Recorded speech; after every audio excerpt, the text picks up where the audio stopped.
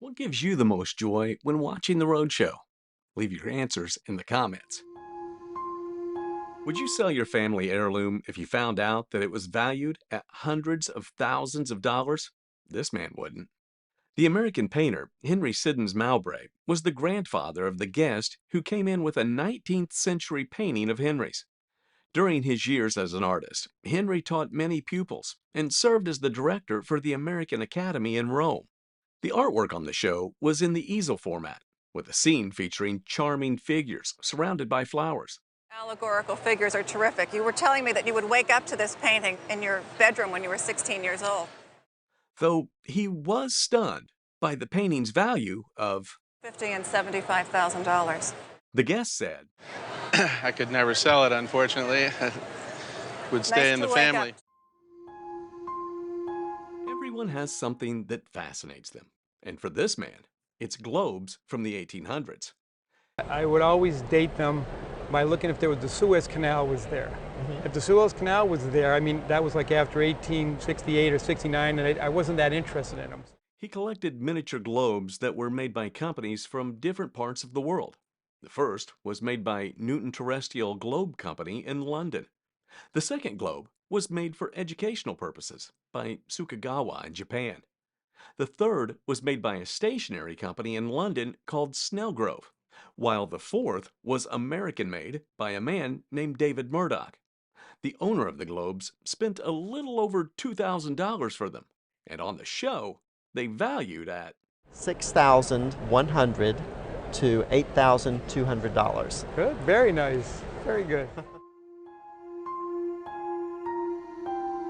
a lover of animals and toys could not resist from buying this stuffed cat family when she saw them at an antique shop.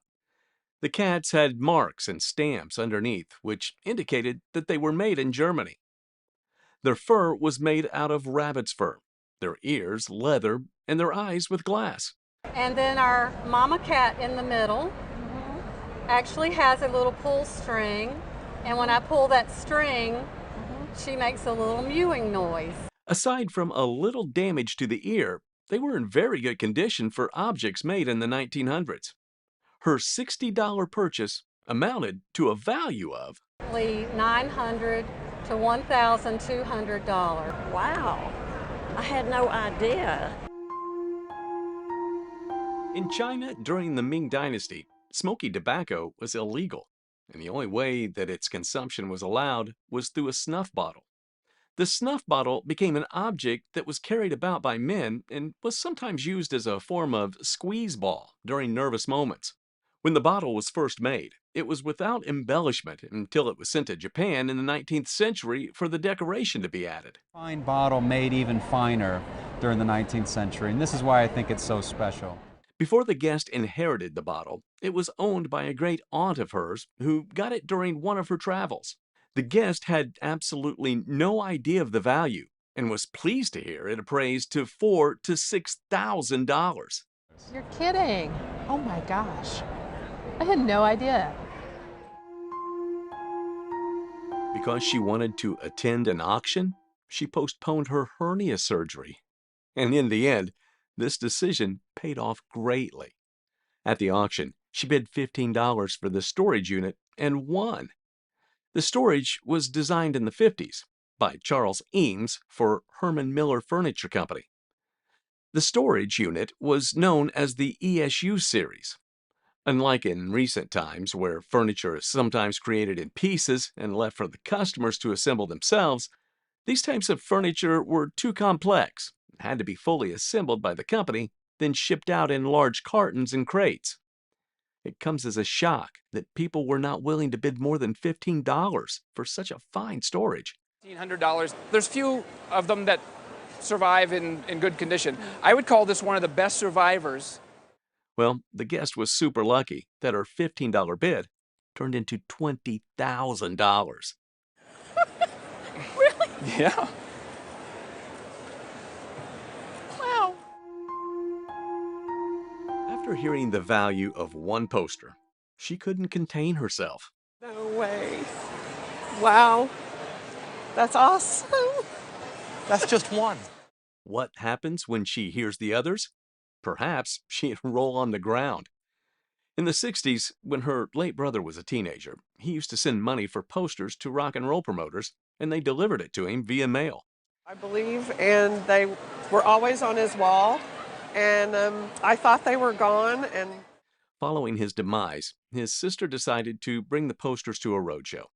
The collection of posters was 47 in number and included popular ones like Jimi Hendrix's Flying Eyeball concert poster, another Jimi Hendrix poster for his Experience show, and a poster for the Grateful Dead. Thankfully, all posters were in decent condition, which didn't decrease their value significantly. In total, all 47 posters amounted to $20,000 to $35,000. oh, he loved them, and I love them too. This couple hold the title of bringing in the program's first Japanese bracket clock. The man's grandfather bought the clock in an auction after World War I. It was made in Japan with chiton wood, a type of wood that was commonly used in the country to make clock cases. Most bracket clocks were unsigned, making it difficult to determine the exact date they were made. However, the clocks were widely used during the 17th and 18th century. A fascinating feature about this clock was that a clockmaker was usually hired to adjust the dial depending on the solstice period. Another unusual feature about this clock, which is known but is fairly scarce, is the fact that it's actually pendulum operated. For its value, the clock was placed in the range of Maybe 3,000 or 4,000. That's going on the mantelpiece. One could see the delight on her face as she heard the untold story about her grandfather on the Roadshow. Her grandfather became an automobile mechanic after coming to the United States from Europe. He was so great at his job that he was hired by the car brand Oldsmobile, which was owned by General Motors. The guest described her grandfather as a man of few words, and this is probably the reason why he never gave his family the story about his time as a transcontinental automobile racer and medalist. Well, we did a little digging and we found an article in the Brooklyn Eagle. Your grandfather won this race. Aside from being a mechanic and racer, he also invented the pneumatic windshield wiper and attended several prestigious automobile programs, such as Atlantic City Automotive Carnival in the 1900s. It is clear that her grandfather lived his automotive career to the fullest. The entire archive's value, It would be $6,000 to $8,000 for the entire group. I just said it's priceless to the family, and that's probably where it's going to stay. most people who asked George Nakashima to sign the furniture he made had no luck. But for some reason, he agreed to sign the furniture he made for the guest. And what I like about it, the top is very architectural. It has great shape. It speaks to the time. The base is fantastic. I think it really speaks to the whole design mode that he was trying to produce. George Nakashima was one of the leading innovators of 20th century furniture design, and he made a variety of exquisite furniture during his work years.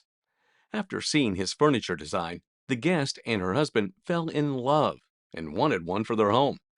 They later decided to set up an appointment with George, an appointment which the guest revealed was difficult to get.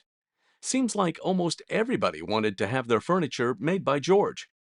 The guest table was made during one of the best years of George's career, and the fact that it even has a signature of the architect, the value becomes higher. Estimate this piece at auction at $20,000 to $25,000. Oh my goodness. As a result of their fragility, these types of teapots often get damaged, and because this is mostly the case, their damages are overlooked and still collected by people. We haven't had one on the programme since, I think, about Edinburgh, which is 5 or 6 years ago. The teapot is often referred to as 1 or 2 gallons due to its massive size that enables it to contain a large quantity of tea. Most of these types of teapots were from the late 19th century and were made in Measham. Their popularity among canal boat owners made them become widely known as bargeware. Although the damage to the teapot will be overlooked by collectors, it has still decreased its value to 125 pounds. Way before he was born, his toy car collection began to accumulate thanks to his parents. Though the toys were bought for him, they were kept on a shelf, and he wasn't allowed to mess with them. That must have been sad for him. However, he'll be thankful that his parents didn't let his childhood paws ruin them. His toy collection included dinky cars, which were made in England, as well as cars made by Schuco, a German company that manufactured toys. The toys were made in the early 20th century, with some being so sophisticated that they came with voice activation. I like this one particularly because it's got a gear lever and you've actually got forward and reverse gears. Did you used to play with this? I mean, you say that... Nowadays, the toys have become collectible items in the market, probably because of their nostalgic history. On the show, each of the guests' toys received values ranging from 100 to 300 pounds. Fortunately for this lady's grandfather, he got to buy this custom-ordered left-handed guitar for his son because the customer who ordered it didn't have enough money to pay for it. The guitar was made by Fender and was a model named Stratocaster, which was so popular that even some of the greatest rock stars used them. Because of the serial numbers on the instrument, we can tell the year the instrument was made. And we know it was in 1962. You have a sales brochure from 1962. Right. Expectedly, the fact that the guitar was a left-handed guitar, it was more special than the right-handed ones, which were common. Added to that, it had a unique fingerboard known as a slab fingerboard. For its value, the appraiser gave it a thumping $48,000. Are you serious? We have another unique family heirloom, a hair sculpture that has traversed generations, from great-grandparents to the present. My great-grandfather and grandmother owned it on my father's side. In my family, I had one older sister, and she was always, "That thing is yours." The appraiser identifies the piece as a hair sculpture, originating from the 1700s. Crafted using human hair, encased in a glass dome for preservation, these artworks gained popularity during the Victorian era, often associated with mourning. The hair sculpture takes an unexpected form, a tree, a rarity in the realm of hair art. Recognizing the rarity of the hair tree, the appraiser places an estimated value of $1,000 to $1,500. That's very exciting. I don't know that I would ever want to get rid of it.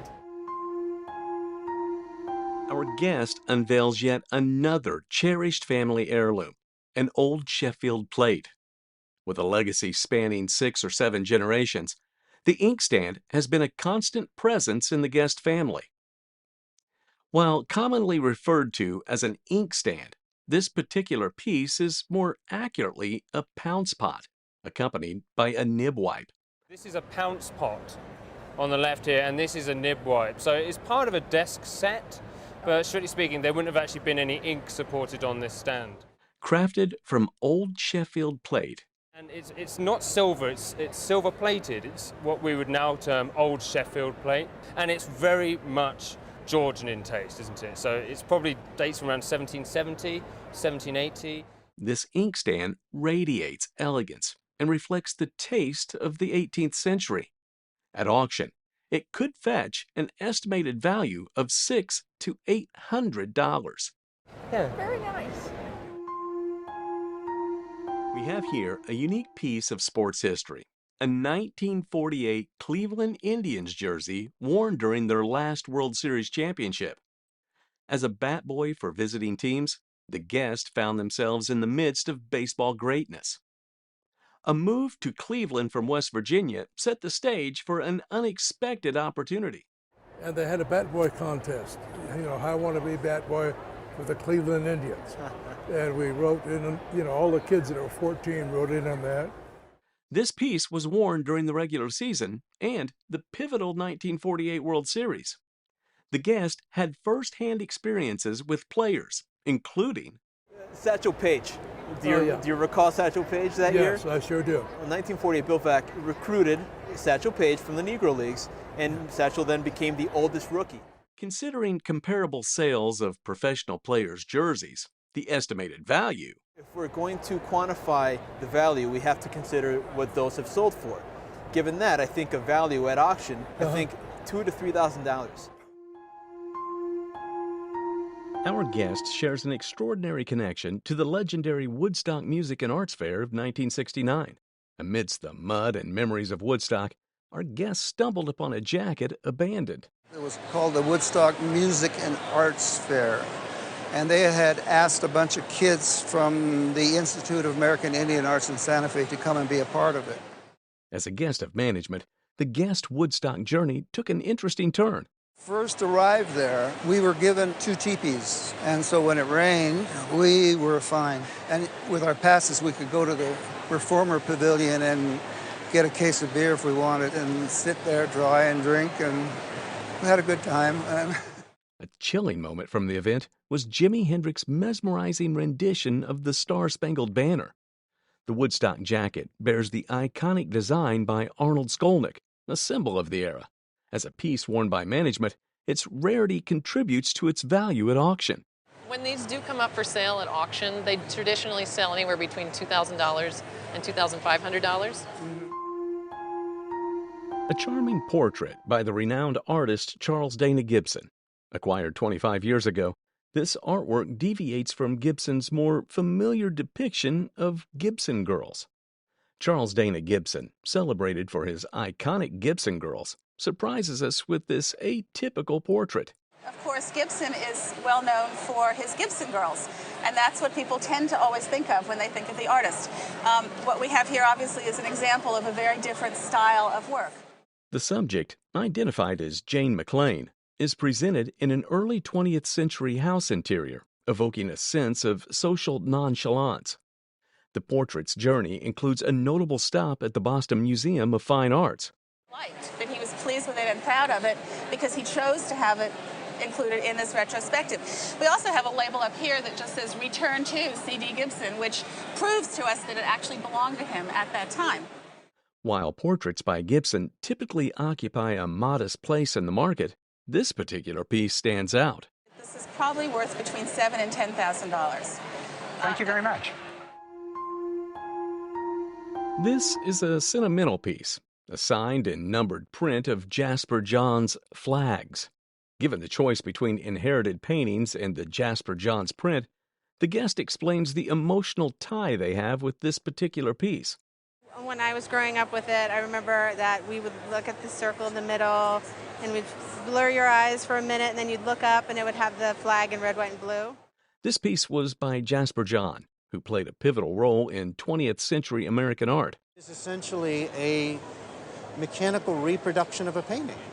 Flags along with targets were one of the images that was a real source of inspiration for Jasper Johns. Examining the intricate details and decoding the symbolism within the print, the orange representing a stance against Agent Orange, the green echoing soldier fatigues, and the optical illusion of a bullet hole.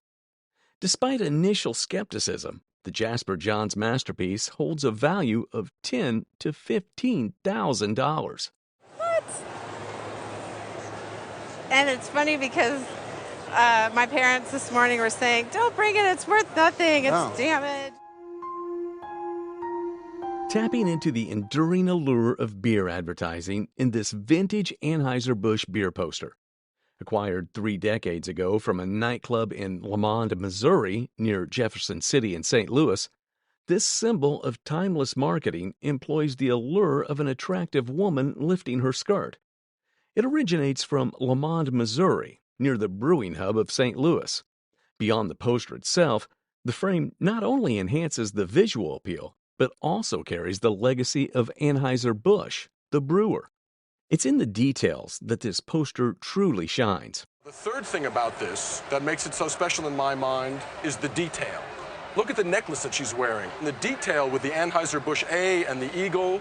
And also, if you look at the bottle, not only can you see the writing on the bottle, but it also has a metal casing on top. How much do you think this poster would go for? I would put its auction estimate conservatively at $2,000 to $3,000. Goodness. That's an awful lot of beer. Yes, it sure is. Let's get to know more about this fascinating artifact. A Faro Dealing Box with roots in the gambler's paradise of early 20th century Tulsa, Oklahoma. In the twilight of the 19th century, Oklahoma welcomed an intriguing duo. He was a professional gambler. They traveled over Oklahoma, they went to Shawnee, came back, they decided they liked Tulsa best. The Faro Dealing Box was manufactured by the renowned Will and Fink in San Francisco, who started out as cutlers in the 1860s, making Bowie knives and other cutlery things. A key player in gaming equipment production, Will and Fink left an indelible mark on the industry, and this artifact, with its pristine paint and distinctive markings, emerges as the golden age of chance. For a piece like this, what do you think the value might be? It's worth around $4,000. Is that right? Yeah. Well, you probably scared my daughter to death. She keeps it in her living room. Okay. Have you ever seen a German bird box that doubles as a music box too? Well, here are two German bird boxes, each holding sweet melodies of their mechanical occupants. Handed down as a gift, these antiques hold a lot of sentimental value. One was from my mother, and I remember it in the house when I was a child, and the other was from an old aunt who left it to me when she died. As the lids open to reveal their treasures, the spotlight turns to German craftsmanship. Repose and floral chase decoration, very fine quality. This particular box here is late 19th century, made in Germany. With a turn of the brass key shaped like a bird, the enchantment begins. As the switches are pulled, a delicate avian companion emerges with wings flapping. The first, a melody from the late 19th century, could command an estimated value between $2,500 and $3,500. Its companion, an older tune from the second quarter of the 19th century, may resonate within the range of $3,000 to $4,000. Do you have any fashionable garment antiques like this one? If you do, let us know in the comments section. This piece, however, is a Christian Dior creation from the autumn of 1954, known as the Bronze Green Collection. Christian Dior's legacy stands as a beacon of couture brilliance. Known throughout the years as a force to be reckoned with in the world of fashion, Christian Dior's imprint, elegantly adorning the dress, is proof to its custom creation. One of the things that you can tell about the dress is the label. To know that it is couture, custom made for the client. Unfolded within the pages of Silhouette, a French magazine, is the same dress, emphasizing its relevance in the era. The value of the piece ranges from $1,500 to $2,000. Wonderful. Thank you so much. You're welcome.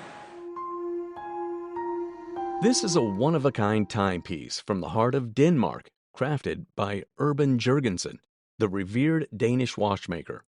In an unexpected twist, the watch isn't by Urban, but his brother Frederick Jørgensen.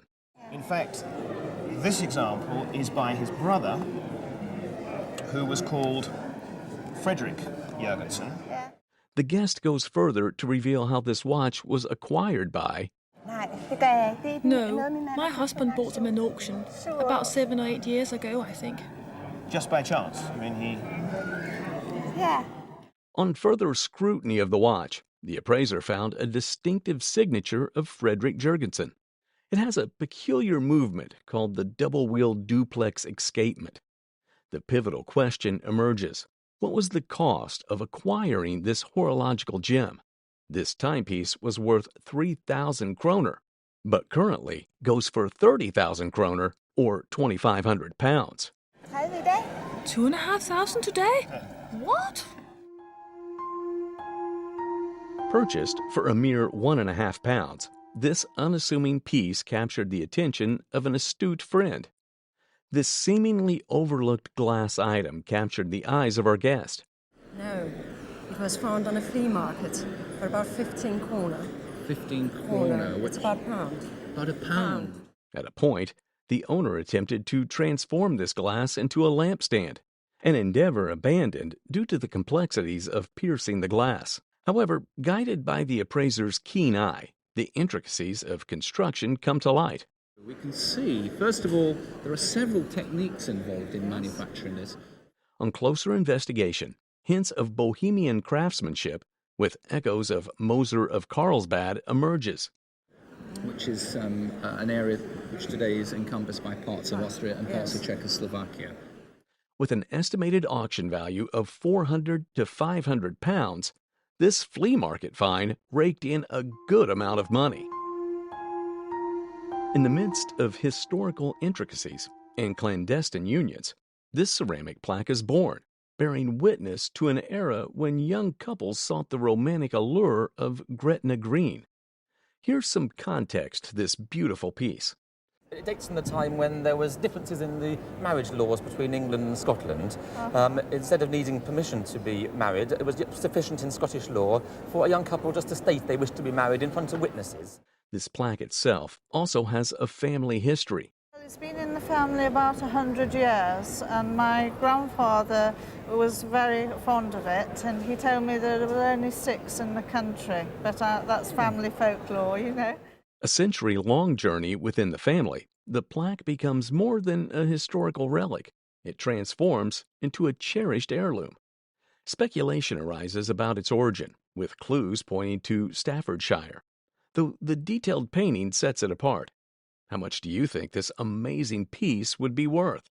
Value-wise, I suppose we'll be looking at about, such a nice one, 700, 800 pounds, something like that. Really? As much as that? Good heavens.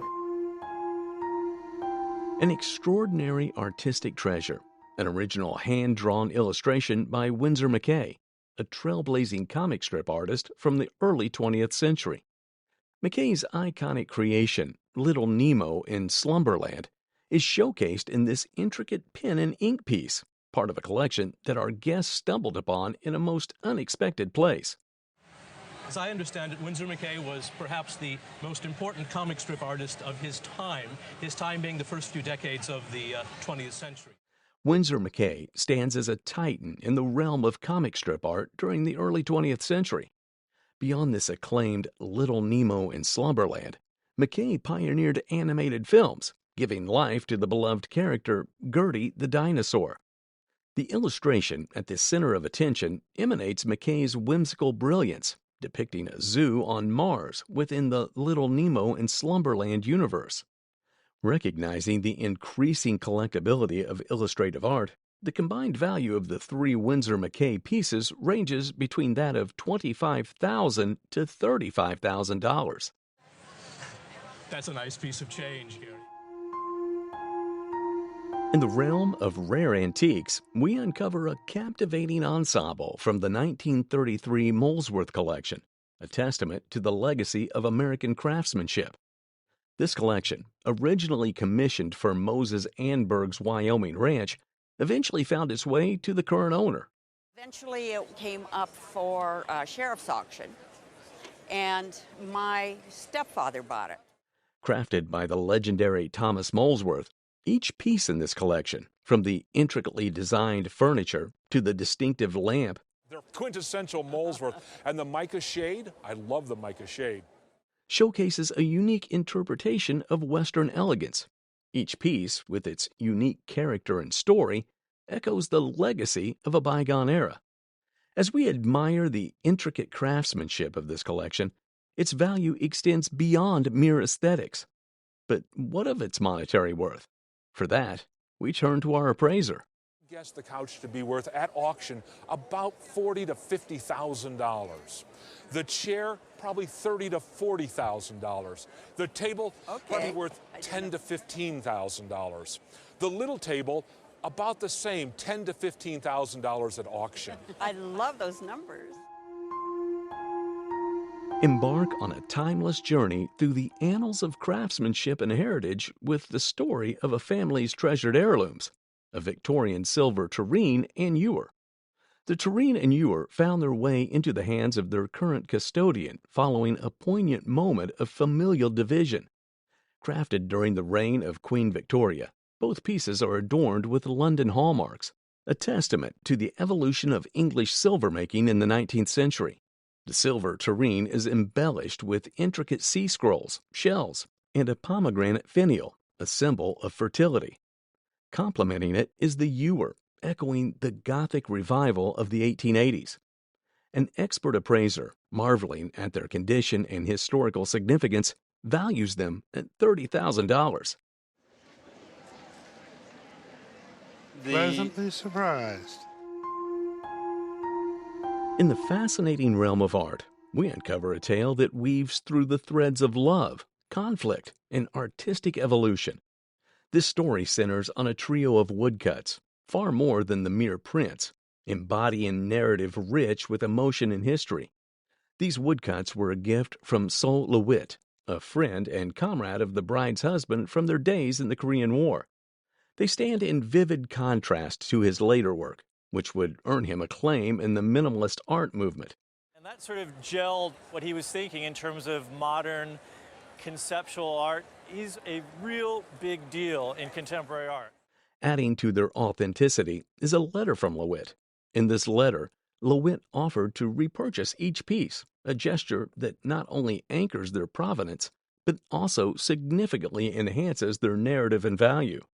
Today, the appraiser has valued these for Replacements values on them somewhere between about $7,000 and $10,000 each on these. Oh, okay. So upwards of $30,000 for the three. Let's unveil a treasured family heirloom, an exquisite German porcelain plaque featuring a captivating painting. Gifted to the guest grandparents in the 1930s, this artwork has journeyed through time.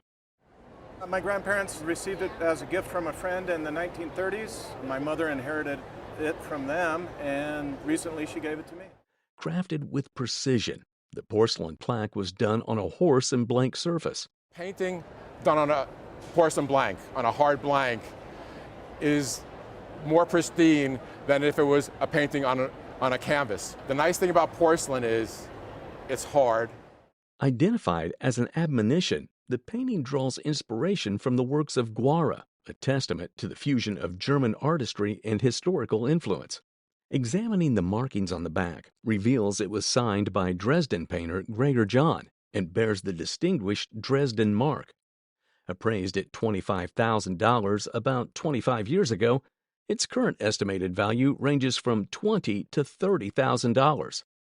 Wow, thank you very much. These bowls that were given to the guest by her great aunt were ordered by the 19th First Lady of the United States. But the plot twist here is that not all of them made it to the White House.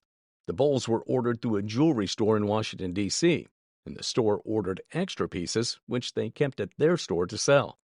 Most of the pieces found in the market were the ones that were sold by the store. This is one of the most celebrated services, and examples are represented in many museums. In collaboration with Haviland and Company in France, the bowls were designed by a man named Theodore Davis, who was commissioned by the First Lady to design the pieces. She left us various items, and these were found in a trunk that she had left for us. With their value at $7,000 to $9,000, who knows how valuable the other items in the trunk might be? No, not at all. Yeah. No, wow. Her grandmother sometimes exaggerated the quality of the items if she wanted someone to like it, but this time around, she wasn't exaggerating about this piece.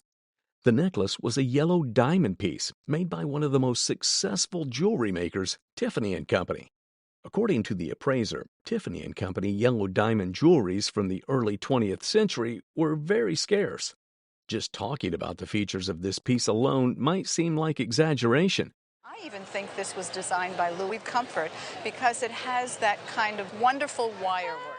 No wonder the guest doubted her grandmother. Out of all the jewelries her grandmother gave her, she decided to bring this one to the show because it was her favorite. Luckily for her, she left the show smiling from ear to ear with its value of $20,000 and up. What do you think? Holy mackerel! So, a marriage jewel that was given to the Prince of Transylvania somehow found its way to the family of this gentleman. His grandfather traveled vastly after the First World War, and when he returned from his trips, he always came back with a souvenir. On one of his trips to Paris, he bought this jewel from Arnold Seligman, a man who collected and sold antiques. The jewel was an original dating back to the 16th century. It was adorned with several Catholic symbols of marriage, like the cross, two hands holding a heart, and a skull signifying the couple's everlasting love and marriage.